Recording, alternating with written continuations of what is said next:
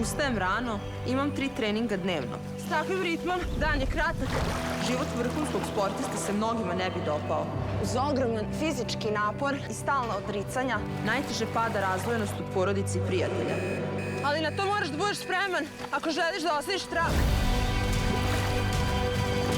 Potrebno je naći balans u životu, u sportu, u kajaku. Jer ćeš u suprotnom potonuti, bukvalno.